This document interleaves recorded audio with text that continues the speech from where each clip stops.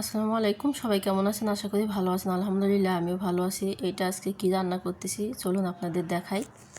গরুর গোশত রান্না করেছিলাম 2 দিন খাওয়ার পরে। এই যে শেষের এইটুকু মানে কেউ খেতে চায় না, তখন আমি এটা কি করি, ভাত দিয়ে ভেজে নেই, আর না হলে খিচুড়ির মতো রান্না করে নেই। আমি আজকে খিচুড়ির মতো রান্না করে নেব। এই যে ভোরবেলার ভাত ছিল, তো এই ভাত দিয়ে আমি খিচুড়ির মতো রান্না করে নেব।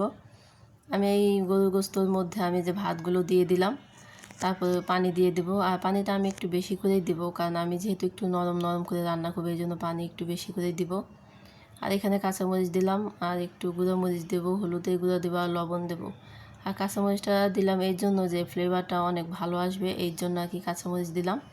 তো যাই হোক, সব কিছু দিয়ে এইভাবে নেড়ে চেড়ে আমি ঢাকনা দিয়ে ঢেকে মানে রান্না করে নেব। ঢাকনা দেওয়ার কারণ হচ্ছে যে খিচুড়িটা যেন একটু নরম নরম হয় ভাতটা, এই জন্য আর কি। আপনাদেরও হয়তো এরকম হয় মাঝে মধ্যে যে শেষের এই মানে ঝোলগুলো কেউ খেতে চায় না। আমার বাসায় এরকম হয়, জানি না কার বাসায় কেমন হয়। যদি আপনাদের বাসায় এরকম হয়ে থাকে, এভাবে মানে ভাত এভাবে দিয়ে বা আপনি চাল দিয়েও রান্না করতে পারেন, সেটা আপনার ব্যাপার। তো আমার কাছে মনে হয় ভাত দিয়ে রান্না করলে বেশি ভালো হয়। এই যে দেখুন, আমি এইভাবে একটু ঝোল ঝোল রেখে দেব, কারণ এটা যখন ঠান্ডা হবে তখন কিন্তু এই একটু শুকিয়ে যাবে। এই যে আমি টেবিলে নিয়েছি, এটাই আর কি ইফতারি করবার সাথে কিছু ভাজা পোড়া ছিল। তো এটা কিন্তু খেতে অনেক মজা। আমরা সবাই আজকে ইফতারিতে এটাই খেয়েছি। ভিডিওটা যদি উপকারে আপনাদের এসে থাকে, অবশ্যই লাইক কমেন্ট শেয়ার করে পাশে থাকবেন। সবাই ভালো থাকবেন, সুস্থ থাকবেন। আল্লাহ হাফেজ।